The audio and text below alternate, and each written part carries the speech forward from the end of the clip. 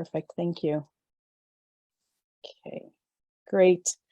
Well, I'm really excited to speak here today as part of this speaker series. As mentioned, my name is Veronica Madonna. I'm an assistant professor at the REIC Center for Architecture at Athabasca University, and I'm also a practicing architect living in Toronto, Ontario. Today, I wanted to present information on the use of mass timber to support housing for communities. And I wanted to share a case study that I recently learned of that I thought would be really relevant for rural communities.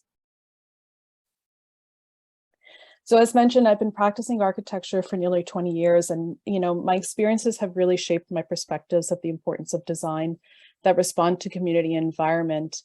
These are just a few of the projects that I've worked on in practice. From the left, Lakehead University, which was Canada's first LEED Platinum academic campus, which is at the Aurelia campus. In the center is the Limberlost Place, formerly known as the Arbor. This will be a first tall academic tower built out of mass timber. It'll also be a net zero building when it's complete, currently under construction at the Toronto waterfront. And to the right is the Honeybee Research Center, a project that really focuses on health and wellness of pollinator animals, and also built with mass timber. And I wanted to share these examples because I truly believe that we can accomplish great things if we work together and commit to change. In my own practice today, I'm looking at a number of housing solutions from, a variety of different scales. This is a mixed-use development considering community living, low-carbon strategies, and also urban growth, as well as infill projects that are looking to provide necessary rental housing that are low-carbon neutral for families. As mentioned, I recently developed the Canadian Guide to Mid-Rise Wood Construction with the Canadian Wood Council. This is a guide that is a national perspective of mid-rise planning, design, and technical considerations when designing mass timber and wood buildings for up to 6 stories in Canada. I'll briefly touch upon this at the end of the presentation and give you information on how to get a copy of the guide.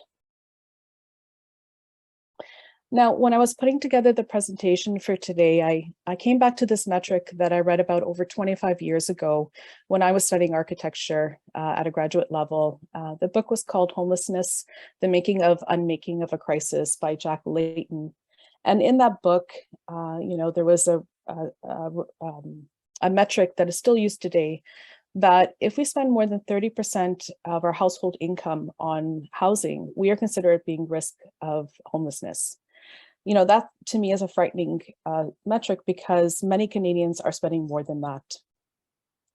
To put this in perspective, when we look at minimum wage today, Alberta is at about $15 an hour. A full-time employed person should not spend more than $780 per month. Decent, safe, affordable housing is an absolute foundation for healthy lives. Research has shown that critical links between housing and health. Without appropriate and secure housing, our physical health suffers, our mental health deteriorates, and we are more stressed. The housing continuum becomes a critical pedagogy and community building, providing a range of housing types, each critical for different people at different times of their lives. And today I wanted to share an example of a transitional housing project that was recently built out of mass timber that I believe can be a stepping stone to move people from homelessness to permanent residency. Now, housing and affordability is a complex issue requiring many levels of government, policy, and industry perspectives. On a global perspective, the United Nations report that the world's population is expected to grow 20% between now and 2060. And it's estimated that over 2.5 trillion square feet of building will be constructed or renovated within that time worldwide. So, new building construction, densifying existing housing stock, and retrofitting existing buildings become critical considerations in addressing affordable housing and our ability to meet zero carbon standards to stabilize climate change. In June of this year, 2022, the CMHC issued a report on Canadian housing supply shortages and set 2030 as a critical date to achieve affordability. It was reported that over 3.5 million more homes are needed in Canada by 2030 to reach affordability. That's little over 7 years away. Many factors will make this target challenging. The length of time to approve and build new construction, increased rates of financing, as well as labor and supply shortages are of top of concern. So to me, this stresses the critical need to reassess building development and find new innovation that could rapidly prepare housing that is durable, safe, and healthy. Now, mass timber is a newer innovation in Canada using wood and prefabricated processes that I believe can play a significant role in addressing the complex issue of affordable housing. Now, I can speak an hour just on this topic alone, so please reach out if you have any questions after the presentation. But I just wanted to briefly describe what mass timber is. Now, mass timber is formed by laminating small sections of wood together to create a massive structural section. There are many different types of components that can be made, from walls, floor panels, to beams and columns. And these massive sections are strong, lightweight, durable, and fire resistant. In addition, mass timber utilizes prefabrication processes, which adds to the opportunity of rapid, affordable housing and durable buildings. This is an image of the industrialized process of mass timber. Building components are prefabricated in a quality controlled environment using robotics and CNC machinery to precisely manufacture sections. The components are brought to site as a kit of parts and connected in place. This can significantly decrease the time on site by over 25% and greater, which makes it a really affordable and rapid solution. There's less waste, less noise, and less dust and disturbances on the site, on the construction site. There's various levels that you can prefabricate, from 3D volumetric modular, where full units come to site and are now assembled, to building components that are 2D panelization. This is more of what we're seeing right now in Canada today. Now, wood structures are being utilized in schools and hospitals and housing because of its biophilic qualities and proven ability to reduce stress, lower blood pressure, and form parts of a healthy environment to promote wellness. And environmentally, mass timber provides significant embodied carbon savings than traditional building materials such as concrete and steel. And as our country is experiencing the impact of climate change, we're really recognizing that affordability and climate are interlinked. Now, just moving into the case study I wanted to present today. This is the YWCA W in Waterloo, Kitchener, Ontario. It's a project that provides 41 units of transitional housing for women who are experiencing chronic homelessness. It is 23,000 square feet and is 4 stories tall. It was developed as part of the Rapid Housing Initiative by the CMHC and is in partnership with Waterloo, Kitchener. The project was an $8.2 million project that was federally funded, and also received a $2 million land donation in order to build the project on. It's a small site, but it is close access to libraries, schools, food banks, and other community programs that become critical to the inhabitants of the site. Now, the project was such a success, it was completed just towards the end of last year, that another building is being built right next door to this for women with children, and 2 more buildings are coming as part of the Rapid Housing Initiative. Now, the project utilizes cross-laminated timber structural systems for its walls, roof, and floors. The components were prefabricated and brought to site for assembly, allowing for the aggressive timelines to be met. The project was a competition, and the design build consortium, which included the architects, the contractor, and the mass timber supplier, won the building by lowest bid. And that illustrated that mass timber was an affordable option. Adding to the affordability was the building could be built quickly with significant reduction of site time because of the prefabricated process, and it met a 1-year timeline from this time the competition started to the time of occupancy, which is a really aggressive timeline for a building like this. The mass timber had many advantages for this building. It optimized the site with minimal staging space for construction. The prefabricated structural mass timber system utilized a just-in-time delivery assembly. The components came to site and was erected immediately. And rough-ins for mechanical electrical were already brought and placed into the system, which allowed for, again, an acceleration of construction time. The project exposes wood within the interior to benefit from the biophilic qualities of the material, as well as to provide a space of comforting for those who will be inhabiting this space. Now, I had the opportunity to visit the site, and while I was there during the construction, one of the most memorable aspects was how quiet the construction site was. Normally on a construction site, you had a lot of grinding of steel and concrete and a lot of different things happening at once. This is a picture of the construction site where the truck would come in with the panels and a small mobile crane would pick up the pieces, bring it to the carpenters ready to install it on site. At the same time that the building was being constructed, families were visiting the school and the library that were right next to the site. And I'm convinced that the children who came out for recess had no idea the building was being built because how little disruption that it had. This is another image of the construction site where on the right, you see the large four-story panels for the envelope come into site. And the system was designed with a prefabricated envelope system. But however, due to the supply chain issues that were experienced last year, the design team quickly adapted the system to bring the cross-laminated timber envelope in so it can be enclosed quickly, and the windows would be installed at a later date. Here you can see the timber panels being installed by the small mobile crane. And the structure was built from foundations to complete enclosure of the system in 4 weeks, which is in a very accelerated timeline for a building like this. I just wanted to share quickly this time-lapse video where you can see that the mass timber components were brought onto site around September 24th.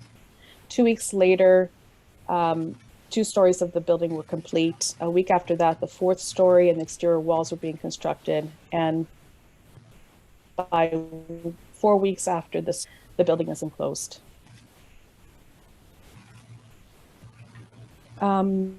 Now, just quickly, with the couple of minutes I have left, I just wanted to briefly share information on the Canadian Guide to Mid-Rise Wood Construction. As I mentioned, the guide goes through some critical considerations for the design of mid-rise construction of both mass timber and lightweight framed construction in Canada. It highlights opportunities for design, methods to optimize the design, as well as a technical guide to get you there. The CWC is currently working on getting a digital copy out, but I've included here on this slide a link to the webinar, which you can watch. That'll give you a full description of the guide, as well as the email address for the Ontario Woodworks Director, Stephen Street, where you can get your own copy. Or you can reach out to me and I'll link you to the necessary networks. But the guide goes through many considerations, including advantages of mid-rise construction in Canada, including, how mid-rise can really offer a mixed community and fill in the missing middle. It goes through a visual guide to illustrate code requirements across the country, as well as shows a number of design solutions and considerations, and highlights some case studies for consideration. So with that, I just wanted to conclude my presentation. I think I have 30 minutes to spare, but thank you all for joining me, and I look forward to the next discussions and the next panelists. So, thank you. Great, thank you so much, Veronica. That was really incredible timing. You were right on time there. Great, so our next speaker is Asad Bhatti, who joins us from RDN. He is the director of RDN's Sustainable Housing Initiative and a passionate advocate for cost-effective, innovative, and sustainable housing within rural communities across Canada. With the Sustainable Housing Initiative, which has raised more than $30 million in capital investments for affordable housing since 2015, he has co-authored the step-by-step guide to developing affordable housing. Welcome, Asad. Thank you so much, Katie, and thank you to everybody for having me on as a speaker. Really exciting. So I'm going to be sharing my screen as well. If you could just bear with me for 1 second, and then we'll get started right away. I think everyone can see my screen all right? Yep. Okay, perfect. So yeah, I'll just get right into it. So as Katie had mentioned, I am Asad Bhatti. I'm the Director of Housing at the Rural Development Network, the organization that Deanne had spoken about just briefly before. And I'm going to be going through today a little bit about our organization, the Sustainable Housing Initiative within the organization, the kind of work we do, the kind of resources that we've developed, and what we see as the path forward for a lot of rural communities when it comes to developing affordable housing for their populations. So as a very brief piece of info on the RDN, the Rural Development Network. So we're a network, we're a not-for-profit that empowers rural communities by providing expertise, information, and services. So we make available things like tools, capacity, we amplify the rural voice, we help access funding. We really do anything and everything which is required by rural communities to go over the various hurdles that they're facing, the various challenges that they're facing, and also make sure that they're thriving, not just surviving.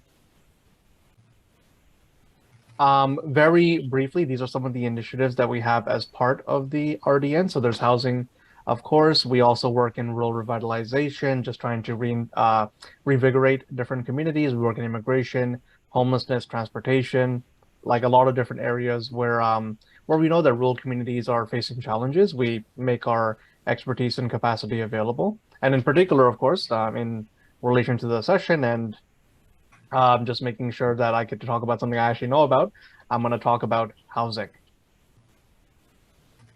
So back in 2015, we had heard from a lot of different communities in Alberta that they were struggling with developing affordable housing, particularly in rural communities, which we had launched an EOI to. We had heard that they can't do this alone. They know that they need affordable housing, but they don't know how to get forward. They didn't know what the steps were. They thought it was impossible to build affordable housing. And they wanted to know, how do we engage governments? And more particularly, how do we engage funding agencies more effectively to make sure that we have the money to actually develop these very well needed projects? So that led to us developing the Sustainable Housing Initiative in the RDN in 2015. So it was founded with the idea of wanting to redefine how people thought about, felt about, and created affordable housing. So we wanted to support communities in their efforts to build affordable housing, and we wanted to really stress that the affordable housing being developed should be sustainable, not only from an perspective of environmental sustainability, but also critically from the perspective of financial sustainability. This was really important to us because back when we had started the initiative, we had seen that there were projects, affordable housing projects, which were failing or becoming unfeasible because they were reliant on, say, operating subsidy, or because they were reliant on different policies which change as governments change or as those policies expire. So we wanted to ensure that those projects were self-sustaining so that they didn't have to worry about those sort of issues moving forward, and they were able to provide affordable housing effectively in perpetuity. We also really wanted to create a model for developing affordable housing. So we wanted to kind of create a information package that would be available to everybody across the country to understand how they can go forward from the very start to the very end of affordable housing development. As mentioned, we wanted to redefine how people felt about affordable housing, understanding that it's not just housing that's for people who are lower income. It's really housing that should be available for everybody because everybody has the right to live affordably. And of course, like I mentioned, we wanted to create financially sustainable projects. So since then, what we've been doing is working with a bunch of communities across Canada and seeing their affordable housing projects move forward.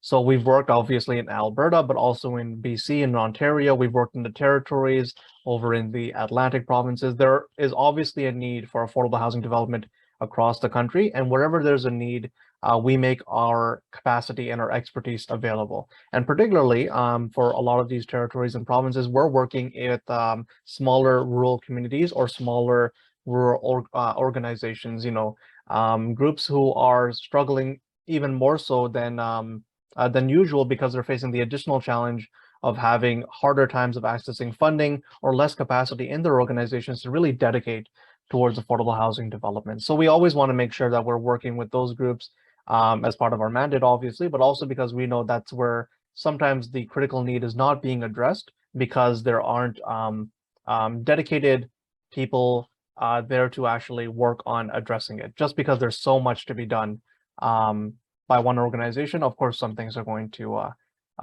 fall through the cracks.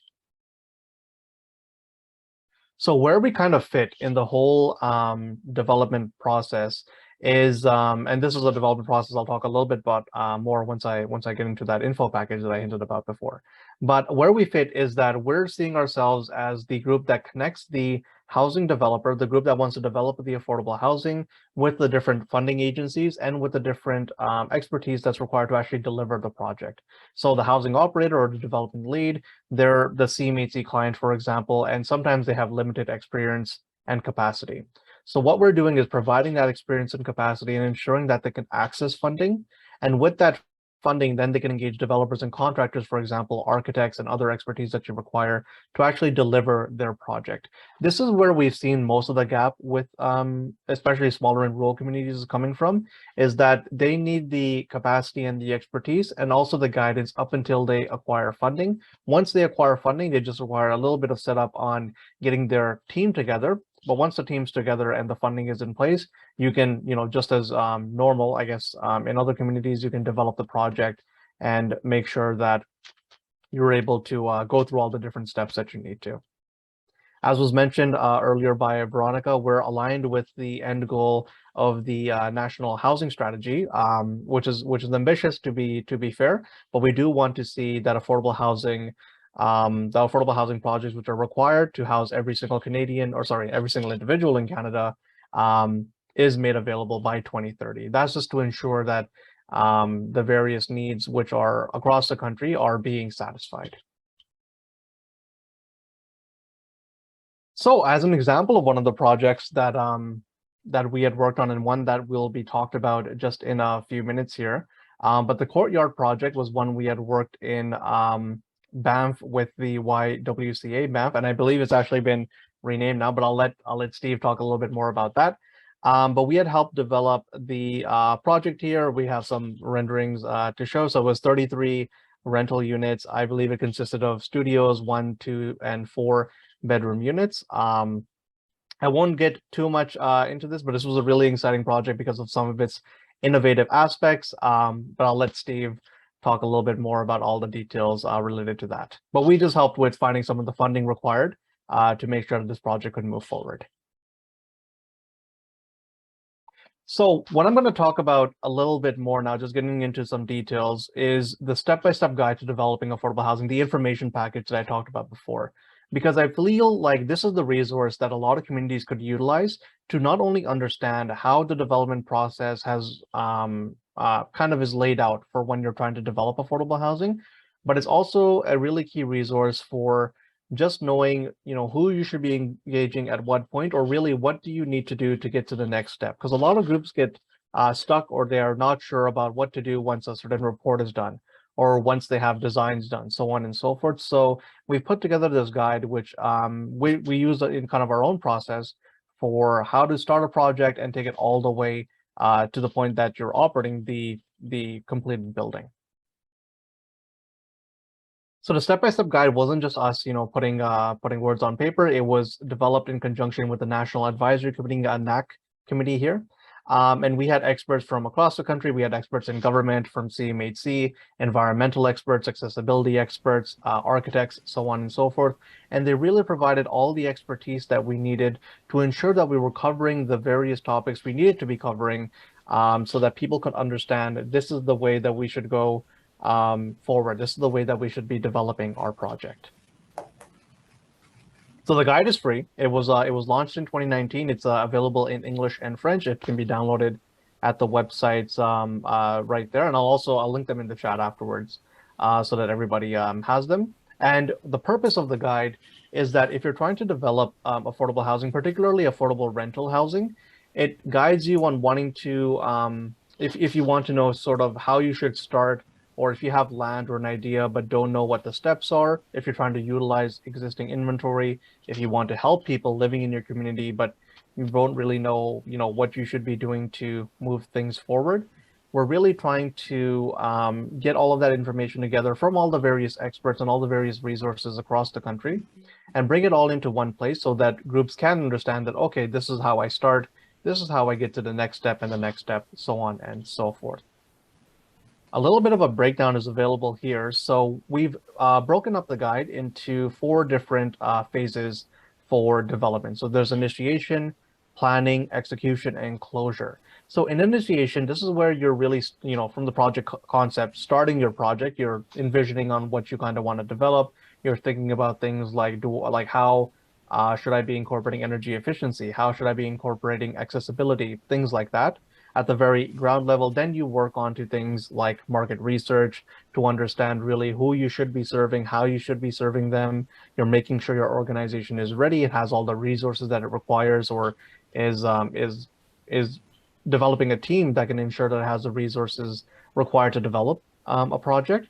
Then you're working on feasibility studies, looking at financial models, and securing financing or funding to ensure that you can actually carry the project forward. Then, of course, you get into planning, which is more related to architectural work. Then you get into execution, which is the construction of your project, and then closure. As mentioned before, the biggest gap that we had seen with rural and small communities was in securing funding, basically because they couldn't put a team together to execute a project without having that piece already set. And that piece was harder to access because it was harder to convince funding agencies of the need in their communities, or to develop a project which was financially feasible, things like that. So we've crafted our expertise around the initiation. So what we're working on with communities is taking them from project concept to securing funding, just to ensure that they have everything that they need to then be able to move forward into planning, execution, and finally into closure, where they're actually operating a completed project. So I think the guide is a really nice resource, and you don't have to just take it from me. So CMHC did awarded the Gold Roof Award for Housing Research Excellence in 2020. There's been 900, I believe that actually needs to be updated, but since last time, there's been 900 unique downloads. So unique organizations have downloaded the guide and utilized it. So we're really happy to see that, it's being used kind of by various groups across the country. And yeah, even if you're just trying to understand what the process looks like, it's a really valuable resource to understand what are the different steps involved in affordable housing development and how projects move forward. And what are the various sort of resources and documents and team members which are required to ensure that the project is successful, and it's gonna hit all the markers that you need, not only to get funding and convince government agencies and funding agencies, but also to be successful in its operations and in making sure that you're catering to the needs of everyone in your community. So I hope that that was all helpful and useful. Of course, if you have any questions, I'll be here. I've provided my my email right there. Trevor Horn is someone who also works in just coordinating help for various communities, so you can also email himself. But yeah, if there's any questions, I'm happy to answer them in the chat or maybe in the breakout sessions. And with that, I'll pass it back to Katie. Thank you so much. Great, thank you so much, Asad. And now we will have our third presenter. And again, there are some comments in the chat, which is great. I'm noting them down, and then we'll have a short Q&A before we go into the breakout room, so we can address some of those questions then as well. So our third presenter is Stephen Crotty. Stephen has been committed to the operations and development of the YWCA of Banff since 2009. As the Capital Projects Officer, Stephen has actively been responsible for the Courtyard Project, 33 units of affordable housing featuring modular shipping containers with universal accessibility units, net zero energy systems, and biophilic well standard shadowing. He also brings extensive experience in hospitality management and business development to his role. Welcome, Stephen. Hi, everyone.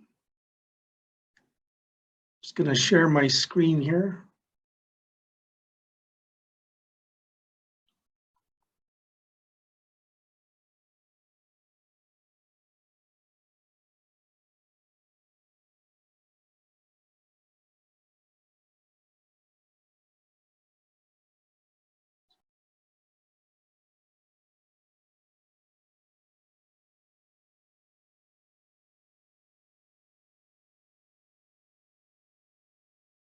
Okay. Sorry, Stephen, your slides are just still in presenter view. I don't know if you want to, Sorry, just I'm not sure why that's not working for you. sec here. There we go. How's There we that? go. Perfect, yeah. Thank you, Katie. Hello, everyone. It's my privilege to be speaking to you from Treaty 7 territory, Southern Alberta, shared by the Arhe Nakota nations of Goodstoney, Chiniki, and Bearspaw, the Blackfoot Confederacy of the Piikani, Kainai, Siksika, and the Tsuut'ina of the Dene people. Treaty 7 territory is also shared with the Métis Nation of Alberta. My role with the YWCA Banff has evolved over my tenure to my current designation as Capital Projects Officer. The YWCA of Banff has been providing services and programs to the town of Banff for over 110 years, specifically in our current location for 35 years. More specific to today's themes, housing is a key pillar of our service portfolio. We took over the decommissioned hospital in Banff, and part of that conditions for that assumption of the property was that we would provide and retrofit 80 of the hospital rooms into communal affordable housing. So that was our entry point into the housing operator provision sector. And it would be remiss to say that even though it was a condition of our essence of being an organization here, it's really turned into one of our core programming services, and is one that we look forward to enhancing as we move our role in the community along. Like most of you know, housing is acknowledged as being one of the most important needs of all our rural communities. We have been the official pilot project for RDN's Sustainable Housing Initiative as part of the whole initiative's pilot. We started out with a presentation to the CMHC Innovation Fund hierarchy through a Dragon's Den presentation style, and we were awarded a significant portion of our funding to get us going and up and running.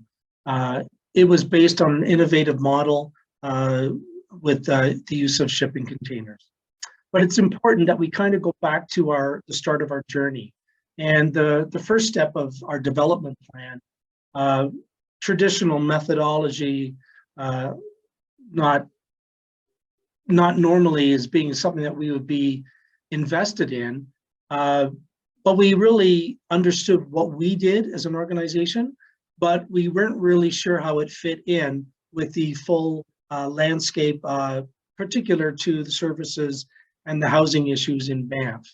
So our starting point for this journey was really quite narrow. Until recently, we had ourselves in that focus. We had no independent units in our inventory that were suitable for women and children fleeing domestic violence. We had a massive pitch point moving clients along the housing spectrum, from shelter to transitional and then to permanent affordable housing. So this was the impetus for our understanding and looking at what we could do to improve our own program delivery. And we turned our focus externally on the town of Banff's housing study. And we also layered in its latest community social assessment. These were two critical pieces for us to really take a step out of our own needs and our own lens of service and layer it into what our community needs were. At the time, this data pretty much told every resident of Banff what we already knew. And that was getting suitable, affordable housing was for the most largest part of our demographic was a pipe dream. I'm sure a number of you have heard about the story where we had a residence, a building, a 6-bedroom house that was shut down by Alberta Health Services that had 42 beds subscribed by people in our community. So significant issues, and they're exasperated in the town that we have. So we know that we have a finite footprint within the national park. We cannot expand. There's no room for growth outside, and there's limited growth within our town footprint. The maximum building height is 3 stories, and the commercial development is fully subscribed. There is only opportunity for redevelopment, limited land available for any new project development. In addition, the town design guidelines are probably the most prescriptive in Canada with regards to being in a national park, with regards to protecting the integrity of the resort community. Banff also experiences, and it's idyllic in so many ways, but we experience the same issues that most Alberta towns and rural communities face, and it's even exacerbated by its identity as a resort town, where we can have literally up to 20,000 additional people using our infrastructure on any given day. But the town of Banff made that commitment to those studies. I want to go back to those. They're really key in developing your plans on a go-forward basis. The last was published in February of 2019, and we had some key learnings that kind of overlapped our own more focused program considerations. And the first was that the population is getting older as a community. The average age now in Banff is 35 years old. There was the myth that the majority of the people in the town were the 18 to 20-year-old ski bums, here for a short time, not a long time.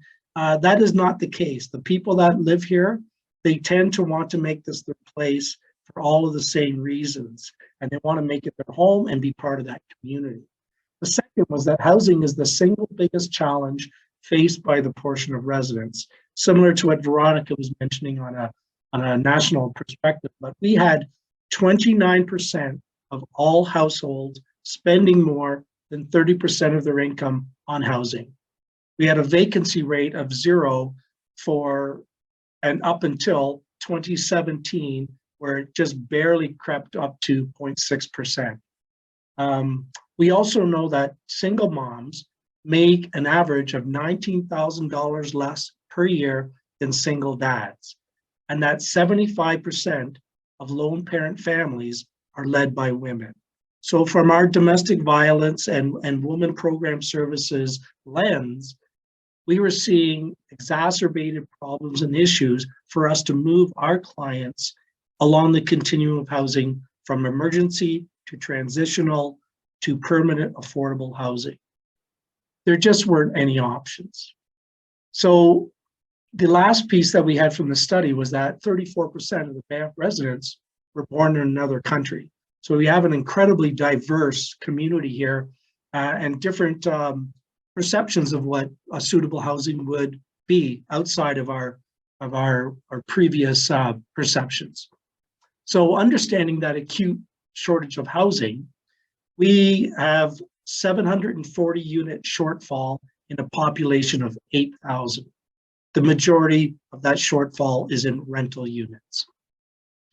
Our organization was determined to turn our vacant land footprint into a part of the solution.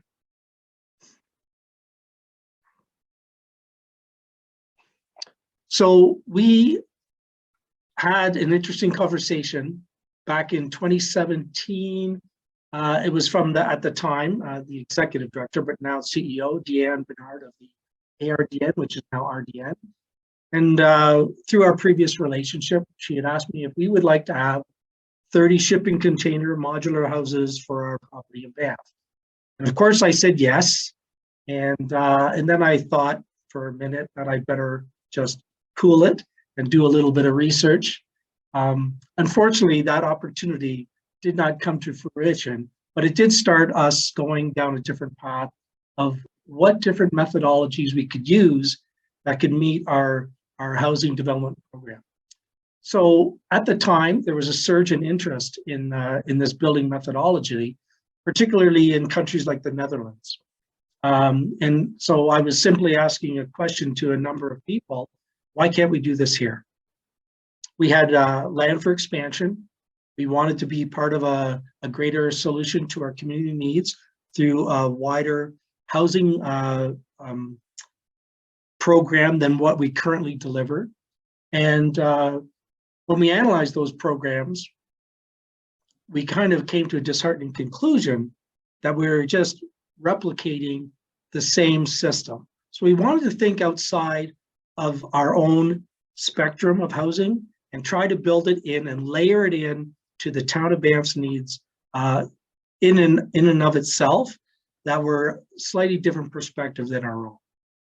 So we looked at those studies and we found out that we could combine a number of community needs into this development that would actually gain support throughout the community through a broader show and demonstration of community need. The idea then was that would shipping container modular housing work in Banff? Well, clearly we are a rural community geographically. We are 400 kilometers from Edmonton, 120 from Calgary. So significantly different challenges there with our transportation routes for doing modular kind of construction. So what we did, we went back to the drawing board, and what we asked is we asked ourselves, could shipping container modular construction be flexible enough to meet all those unit compositions, 1 bedroom, studio, 4 bedroom flex units, and also the scale so that we could reach the full delta of our development, maximizing our footprint. We identified 4 critical design guidelines. First, we wanted the units to adapt to the ever-changing demographics in Banff. So we know that our population is getting older, it's consistent across the country, but we also know that there is a greater need for independent units as opposed to communal. So we wanted this building to also endure and be flexible enough to meet those demographic shifts during the entire lifespan of the building. Secondly, we were determined to place a premium on achieving a level of energy efficiency that was rarely seen in social housing. As stewards in a national park, we wanted to lead and we wanted to meet that net zero commitment. Apart from the environmental stewardship, we also knew that the single largest factor in rent increases was due to operational utility costs. And the lowest wage earners in the hospitality tourism sector were the least able to absorb those fluctuations. So at an operational level, it made sense to do this, and that lends itself to the sustainability of the project.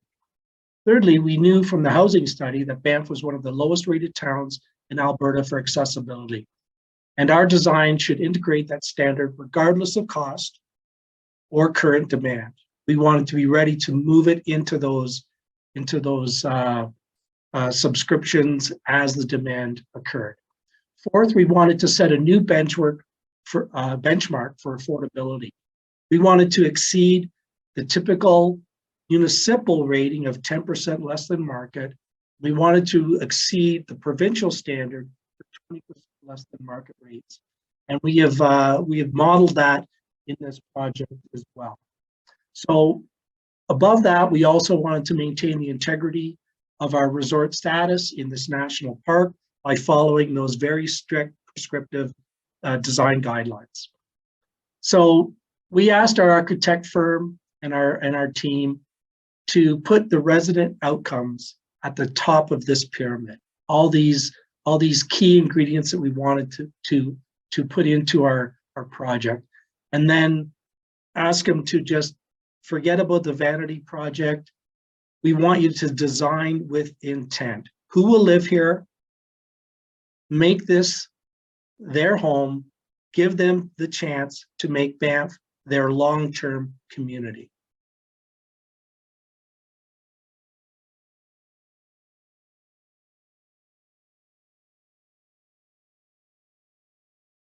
So there were challenges with shipping containers. We're not going to be able to get into that. It would take a full session or 2 or 3 in order to debrief and do lessons learned. But when you place yourself in the forefront of innovation, there will be challenges, there will be mistakes made, there's knowledge and expertise that isn't there yet. And because of that, we weren't able to meet a couple of our really critical conditions. One of those being similar to Veronica's mass timber is a shortened construction schedule and site affected. So our project, due to a number of those considerations with COVID, long lead items, some other challenges, took actually 18 months. But I want to show you this condensed version.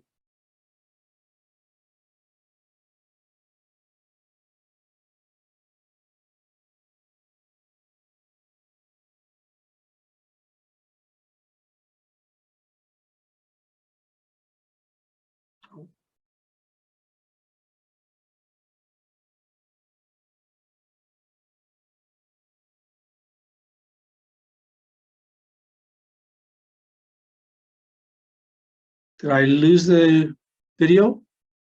Sorry.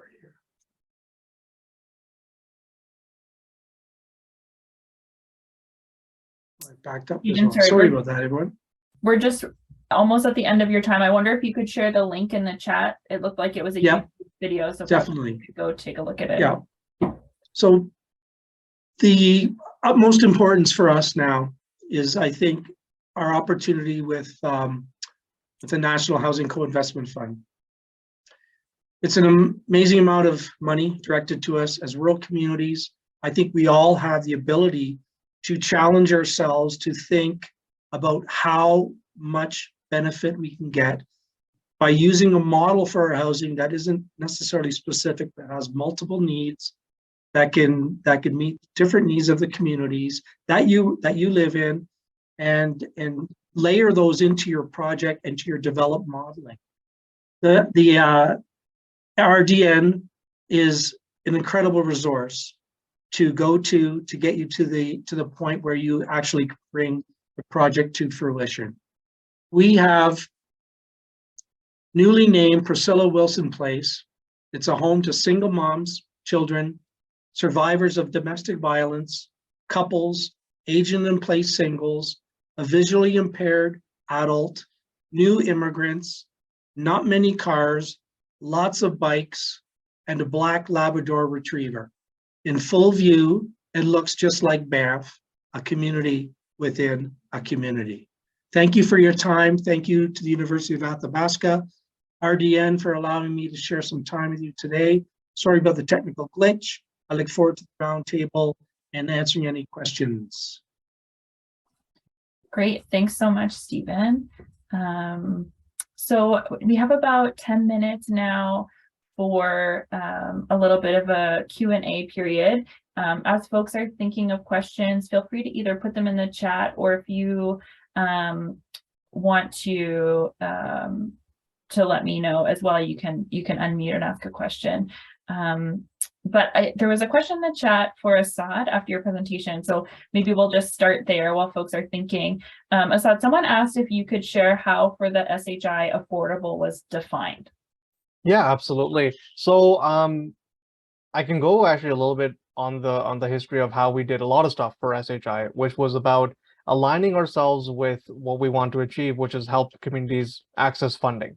Because we wanted to achieve that, we had to align ourselves definition-wise and process-wise a lot with the federal and provincial and the government sort of regulations and definitions for a lot of different things. So when we say affordable, we're thinking about the federal definition. So 30% of a family's income should not more than that should be targeted towards your rental payments or your shelter payments, whatever they are.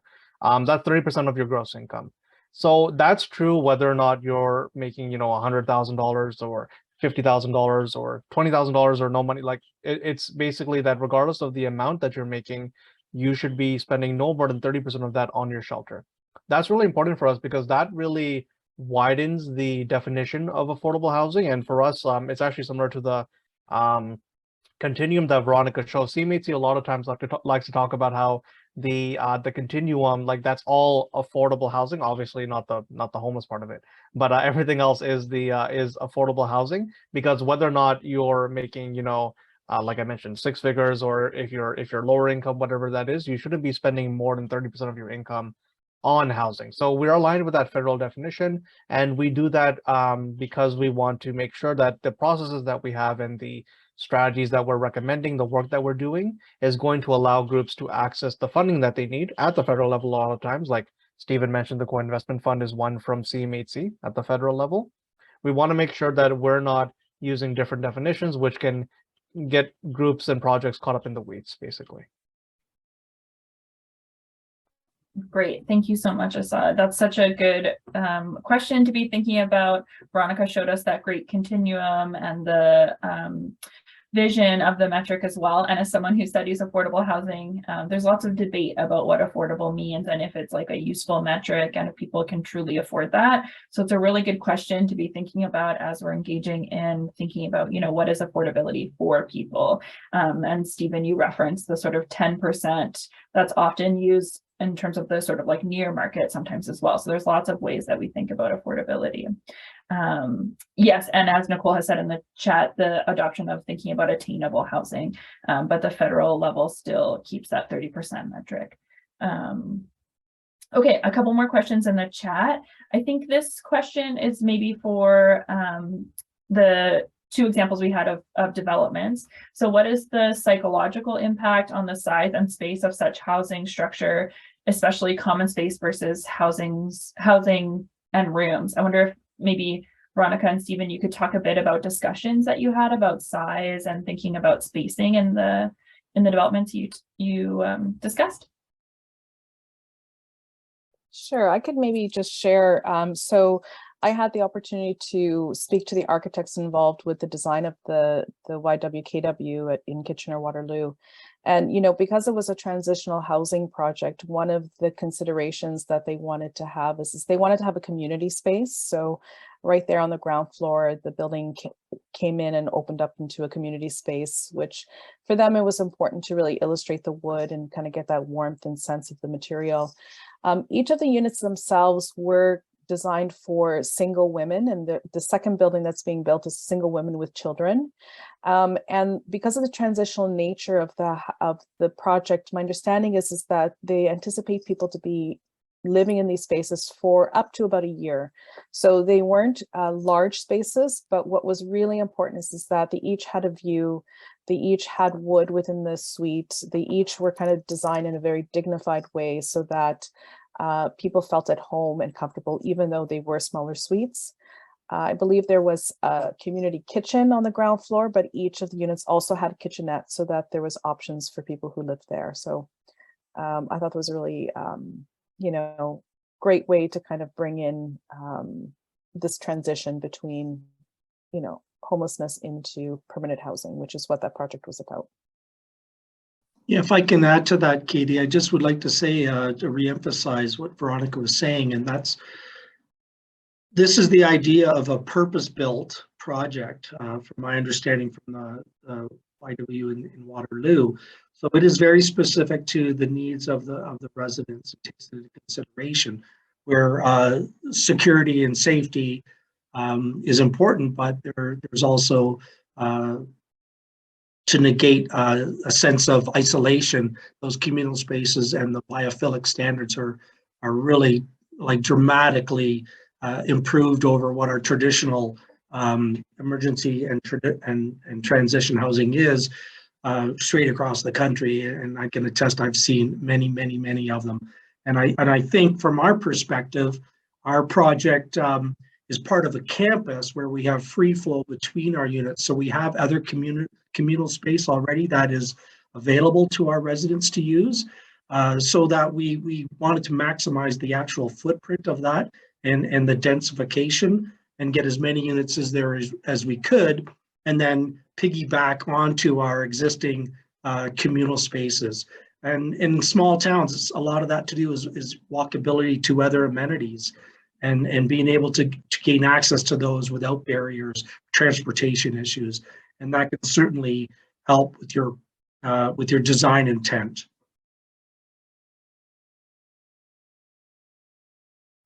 Yeah, great. Thank you so much to both of you.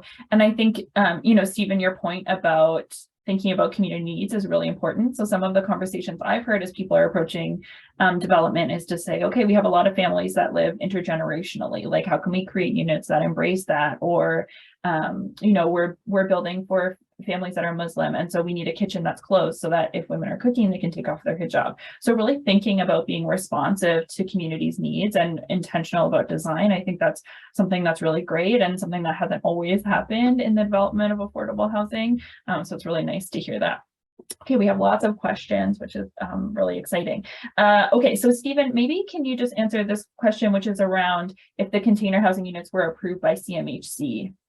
It was a CMHC funded project, I think you said, right? Yes, CMHC. We had actually 11 different funding and grants and organizations, but CMHC certainly did the lion's share of the funding for it. We have 4 different streams from CMHC that we use. I mentioned in the presentation that the innovation was our entry point to the CMHC. That funding stream is closed. And has been repurposed into the co-investment housing, the leftover funds. But yes, it was approved. There are challenges to it, more specific to the ownership of the assets as modular build happens off-site. Typically, they're not the property of the owner yet until they actually get arrived and stitched onto the construction site.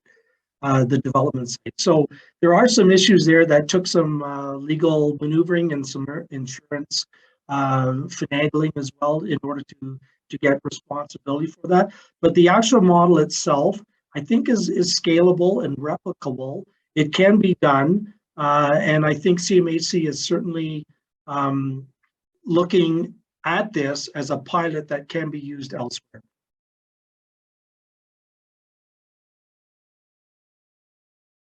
That's great. Thank you so much. Okay, a couple more questions that we'll address before we get into our breakout groups. Asad, this might be a question for you. How would a small community under 1,000 determine if it has an affordable housing problem? No, that's actually a great question. There's a few different ways to approach determining housing needs. So there are a few more like straightforward ways, and then some ways which give a little bit more detail to the answer of that question. So one of them is that you just look at some metrics from Statistics Canada. So the census is currently pretty old for housing. It's 2016, but it's being updated in September, I believe, with the 2021 data. So it should be available with kind of the freshest data that's going to be there for a while. In that housing section, you should be able to see levels of unaffordability, levels of unsuitability, which is overcrowding, levels of inadequacy, which is housing requiring major repairs, and other metrics like those. There's also one which I'm hoping they update. It might be a year or so that they will release this data, but core housing need was a really important metric that CMHC used when they were gauging which communities needed the housing kind of the most. It was available even for small communities, like communities as small as like 500, 200, I remember, had core housing need. That basically gives you a percentage of households in your community which they basically require a better housing situation. I won't go into the details of it.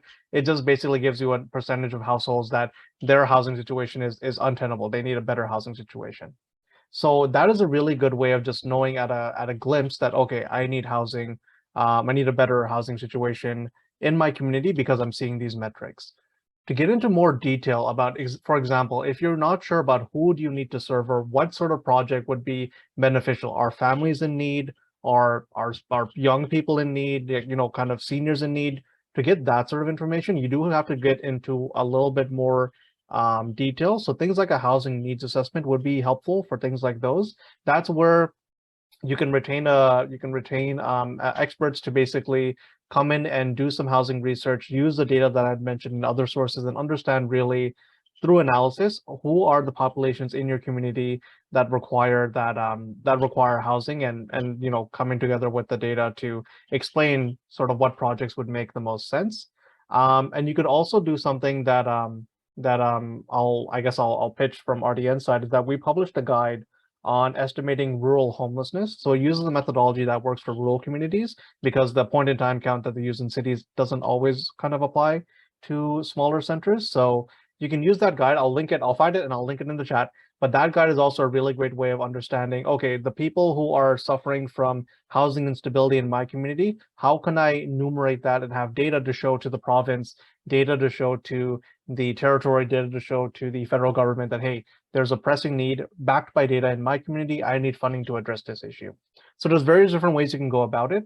Some simple, some require a bit more work.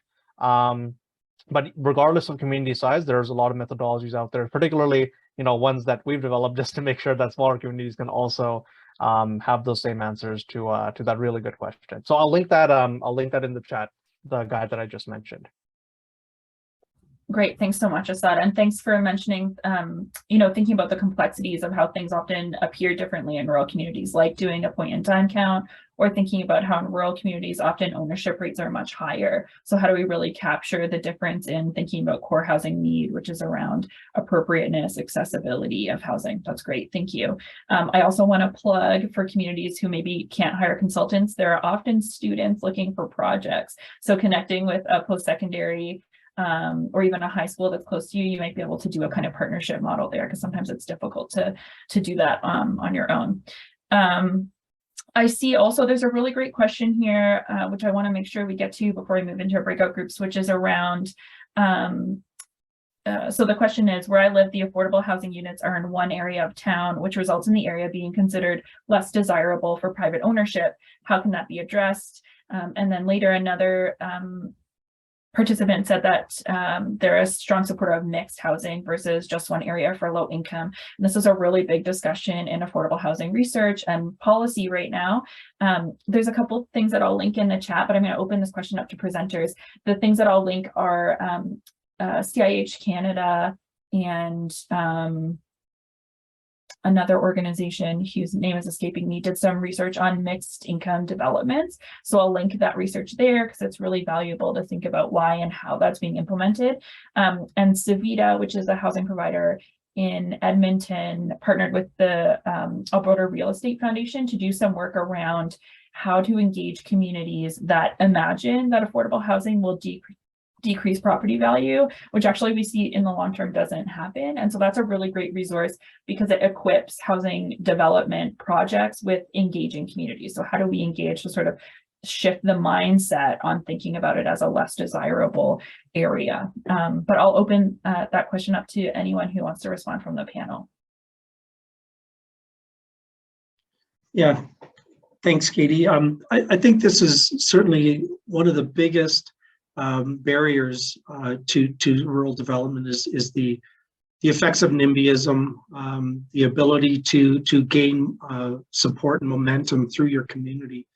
Kind of goes back to what I was presenting as well, is that the more multiple needs that you have that you can address with your development, then the more portions and demographics that will understand and support your development plan. For example, when we did this project here, it was the largest residential project that was submitted to the town of Banff that did not have a development appeal subjected against it.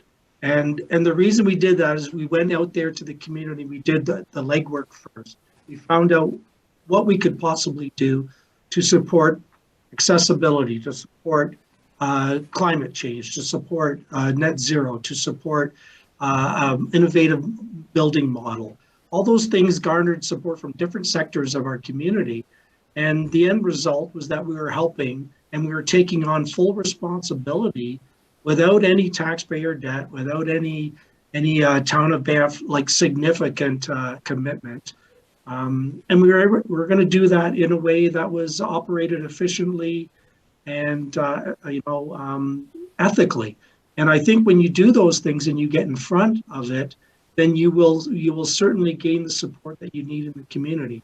And when you look at a mixed model, I certainly think that is definitely the way to go. We interpreted our finite space as a better opportunity to just put our community within a community. And I keep coming back to that because the people that are living in our residence, they are part of our community.